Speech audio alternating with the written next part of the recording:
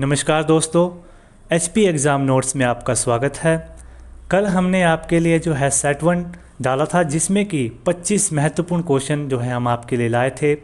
तो इसी प्रकार भी हमने आज सेट 2 आपके लिए बनाकर इसमें डाला है, जिसमें कि 25 वही महत्वपूर्ण क्वेश्चन रहेंगे जो कि पिछले कुछ परीक्षाओं में बार बार पूछे गए हैं। तो कल हमने सेट 1 में आपके लिए एक क्वेश्चन डाला था, जिसका कि कमेंट बॉक्स में किसी ने भी जवाब नहीं दिया। ये क्वेश्चन जो है इस प्रकार से था, चलिए इसके बारे में बता करते हैं। हिमाचल प्रदेश के पूर्व मुख्यमंत्री यानी दिवंगत वीरभद्र सिंह, स्वर्गीय वीरभद्र सिंह जी की जीवनी किंग्स ऑफ हार्ट किसने लिखी थी? तो इसका जो आंसर था, ये किसी ने भी कमेंट बॉक्स में नहीं था दिया हुआ। न्यायमूर्ति अभिलाषा कुमारी, न्यायमूर्ति अभिलाषा कुमारी जी ने है स्वर्गीय वीरभद्र सिंह जी की किंग्स ऑफ हार्ट पुस्तक जो है जीवनी लिखी है। तो अगला क्वेश्चन जो है हमारे आज का सेट 2 का जो रहने वाला है वो है प्रश्न नंबर 1, मात्रा कितने प्रकार की होती है? तो मात्रा जो है दोस्तों वह 3 प्रकार की होती है। अगर हम मात्राओं के बारे में पता करें तो ये ह्रस्व, दीर्घ और प्लुत। ह्रस्व, दीर्घ और प्लुत, ये जो है मात्रा के प्रकार होते हैं। लेकिन अगर हम हिंदी में बात करें दोस्तों तो ये ह्रस्व और दीर्घ इसकी मात्रा का ही प्रयोग होता है। प्लुत स्वर का जो है, प्लुत मात्रा का जो है संस्कृत में प्रयोग किया जाता है। और ह्रस्व का जो है इसमें कम समय लगता है उच्चारण में, और दीर्घ स्वर, दीर्घ मात्रा में जो है ह्रस्व मात्रा से 2 गुना समय लगता है। चलिए आगे बढ़ते हैं। नंबर 2, हिंदी भाषा का जन्म कहाँ से हुआ है? तो दोस्तों हिंदी भाषा का जन्म जो है वह उत्तर प्रदेश राज्य से माना जाता है। नंबर 3, भाषा के कितने रूप हैं? तो दोस्तों भाषा के केवल 2 रूप है, ये सभी को पता होगा, बहुत ही इजीली क्वेश्चन है ये। नंबर 1 है हमारा मौखिक और नंबर 2 आता है हमारा लिखित। तो जब कोई बच्चा होता है तो वो बच्चा अपने जीवन में सबसे पहले मौखिक रूप से ही भाषा को सीखता है, और समय समय पर आते ही वह लिखित रूप में भी भाषा को सीख लेता है। तो बहुत ही आसान क्वेश्चन है, ये बार बार जो है एग्ज़ाम में पूछा गया है। और नंबर 4, निम्नलिखित में से कंठ्य ध्वनि कौन सी है? तो पूछा गया है इसमें कि इसमें आपने बतानी है कि कंठ्य ध्वनि कौन सी है। तो क्या वह ग और घ है, या द और ध है, क्या वह ब और भ है? ये तो हम पहले ही बता देते हैं, ये तो कंठ्य ध्वनि नहीं हो सकती, क्योंकि इसमें जो है हमारे ओष्ठ बंद हो रहे हैं, तो ये ओष्ठ्य हो सकता है। बताइए इसमें कौन सी होगी, या ड़ और न है? तो इसका जो राइट आंसर बनता है वह ग और घ होता है।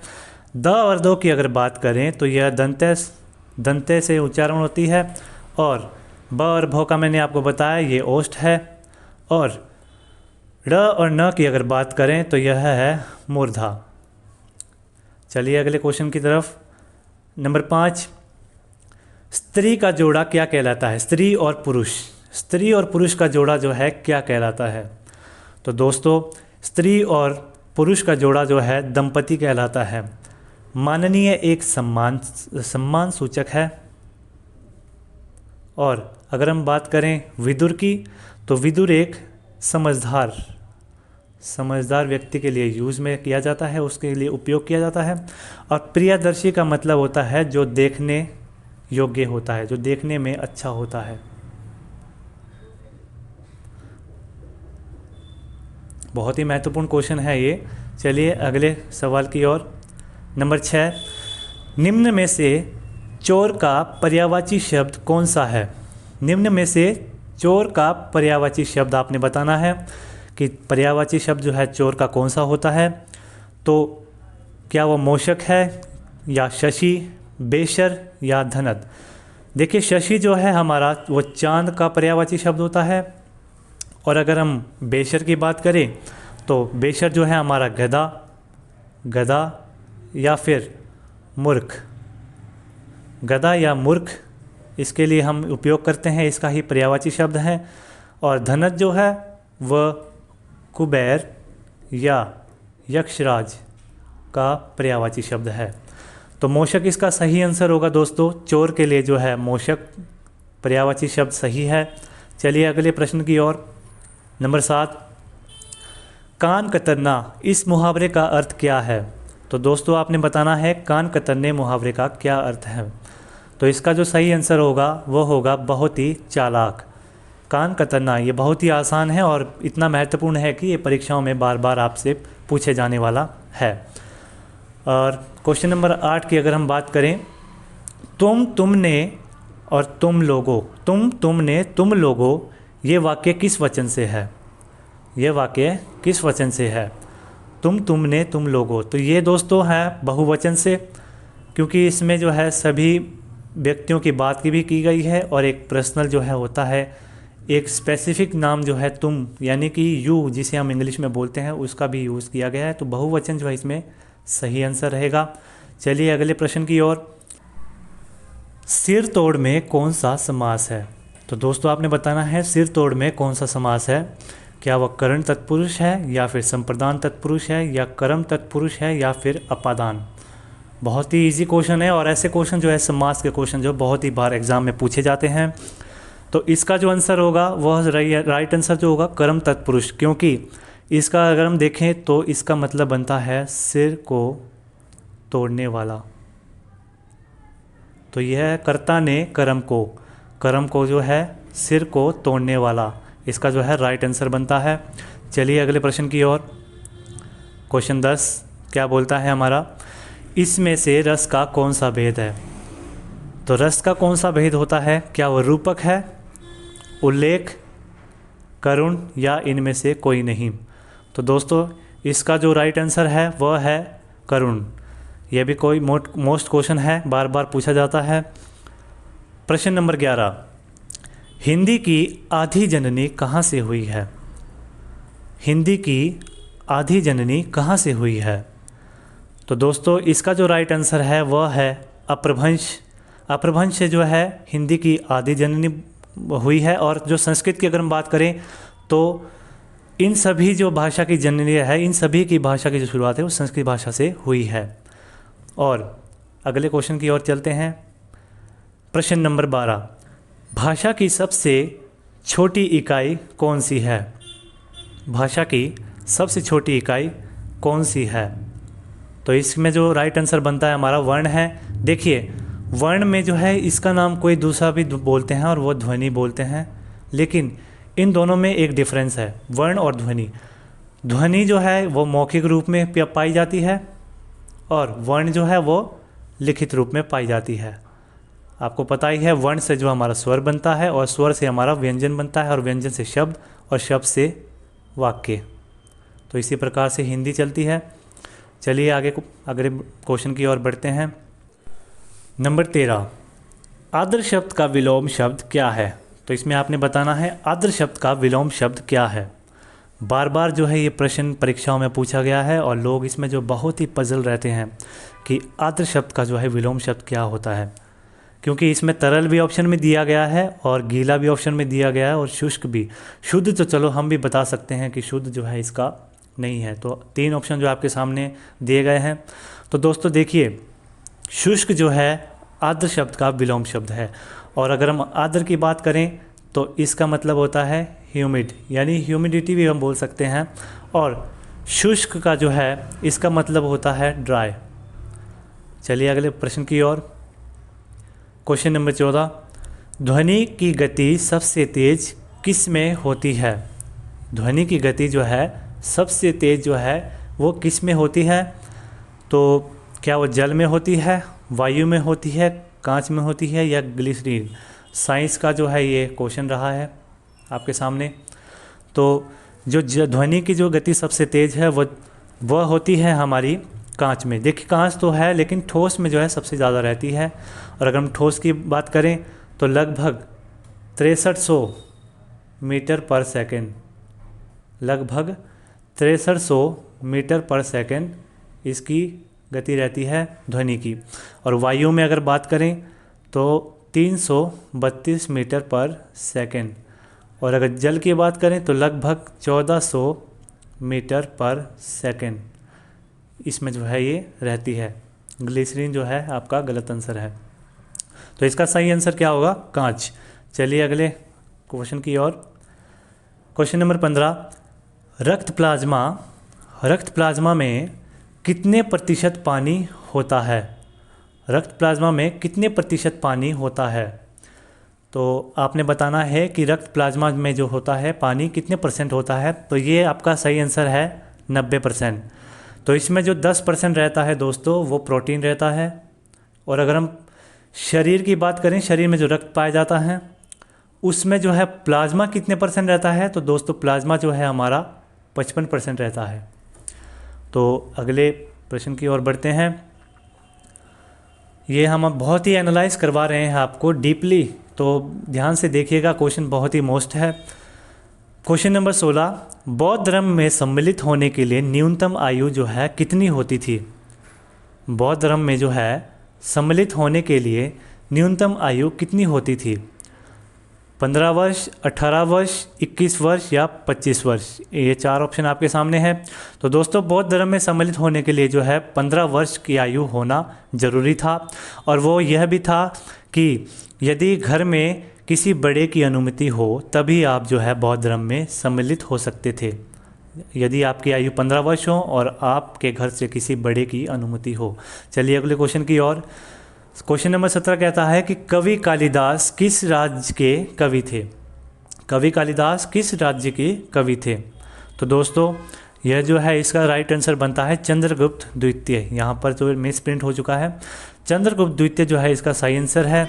और यह जो है 375 से 415 ईस्वी तक जो है यहाँ पर कवि जो है इनके राज्य में दरबारी रहे हैं।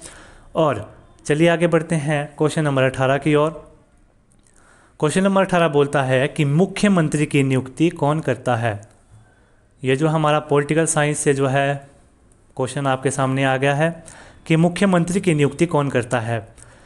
तो समय ना बर्बाद करते हुए हम आपको इसका आंसर बता रहे हैं कि इसकी नियुक्ति जो है राज्यपाल करते हैं।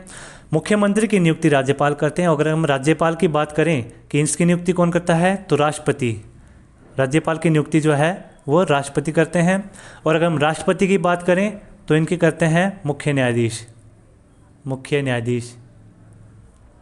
ठीक है। और मुख्य न्यायाधीश की कौन करता है तो इनकी भी राष्ट्रपति करते हैं। ये एक दूसरे की करते हैं दोस्तों, मुख्य न्यायाधीश राष्ट्रपति की और राष्ट्रपति मुख्य न्यायाधीश की। और प्रधानमंत्री की बात करें तो प्रधानमंत्री की भी जो है वह राष्ट्रपति करते हैं। चलिए अगले क्वेश्चन की ओर। क्वेश्चन नंबर 19, दिल्ली की सुल्तान रजिया सुल्तान किसकी पुत्री थी? दिल्ली की सुल्तान रजिया सुल्तान किसकी पुत्री थी?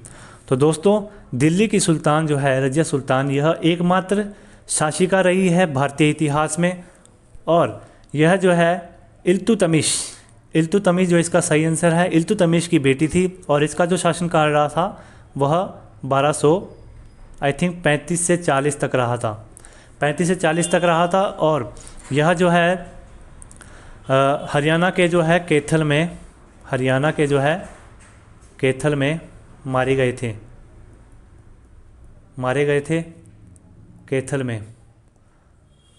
कैथल में इनकी जो है मृत्यु हो गई थी। अपने पति के साथ जो है ये वहाँ से अपने राज्य को बचाने के लिए वहाँ से युद्ध लड़ रहे थे। क्वेश्चन नंबर 20 जो है आगे बढ़ रहे हैं हम।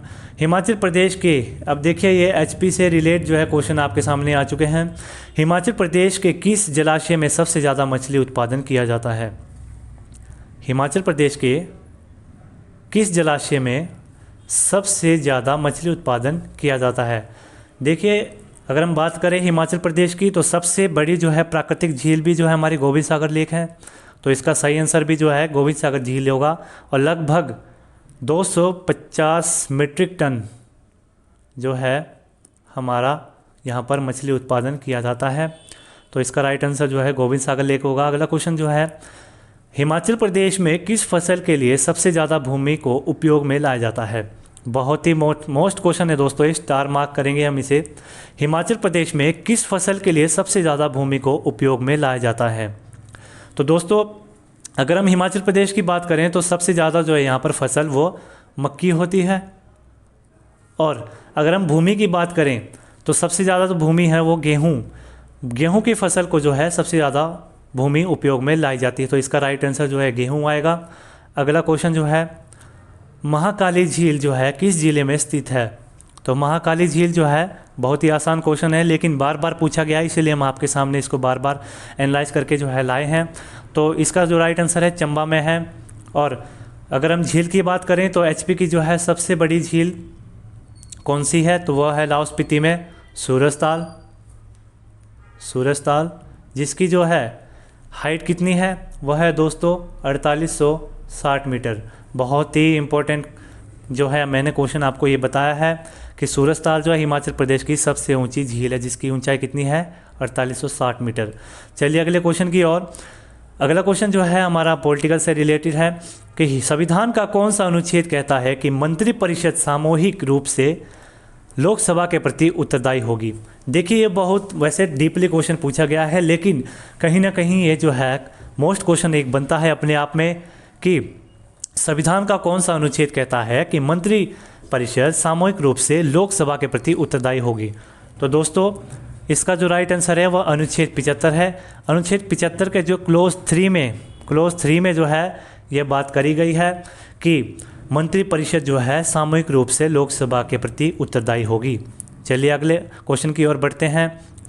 क्वेश्चन नंबर 24 कहता है कि 1950 में पुनर्गठन से पूर्व कोटगढ़ तथा कोटखाई किस राज्य में थे? यानी कि ये जो क्षेत्र थे हमारे कोटगढ़ तथा कोटखाई क्षेत्र, वह किस राज्य में थे? तो दोस्तों इसका जो आंसर है वह यहाँ मिस प्रिंट हो चुका है, लेकिन पंजाब में भी कौन सा? पूर्वी पंजाब दोस्तों, यह जो है हमारा पूर्वी पंजाब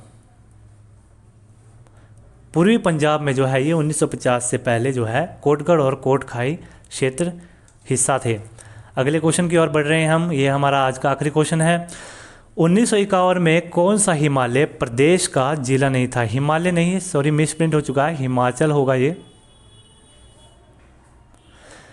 1951 में कौन सा हिमाचल प्रदेश का जिला नहीं था? तो अगर हम बात करें हिमाचल प्रदेश की तो 1948 में जो है हिमाचल प्रदेश SMMC जो हम शॉर्टकट की हम इसको ट्रिक में यूज़ कर रहे हैं, सिरमौर और मंडी और महासू और चंबा, ये जो है हमारे 4 ज़िले बने थे 1948 में। और सबसे पहले जो हमारा चंबा था, और अगर हम सबसे बड़े की करें बात तो वो मासू था। तो इसका जो राइट आंसर होगा शिमला है, क्योंकि शिमला जो है 1951 में हिमाचल प्रदेश का ज़िला नहीं था, यह जो है महासू ज़िले का पार्ट था। ठीक है दोस्तों, और हमारा जो है आपके लिए एक आज का क्वेश्चन रहा है जो कि आपने कमेंट बॉक्स में इसका आंसर ज़रूर बताना है कि 1966 में हिमाचल प्रदेश में विलय, हिमालय यहाँ फिर से लिखा है, मिस प्रिंट है। 1966 में हिमाचल प्रदेश में विलय से पूर्व नालागढ़ किस ज़िले का भाग था? तो दोस्तों बहुत ही इंपॉर्टेंट क्वेश्चन है ये, स्टार मार्क कर लें और इसको कमेंट बॉक्स में ज़रूर बताइएगा। और अगर आपको वीडियो पसंद आए तो लाइक और शेयर ज़रूर करें और सब्सक्राइब भी हमारा चैनल ज़रूर करिए, ताकि हम आपके लिए ऐसा जो है सेट हम आगे और बुलाएंगे और एनालिसिस करके हम जो आपके सामने काफ़ी सारे मोस्ट क्वेश्चन जो है देते रहेंगे। Thank you, thanks for watching.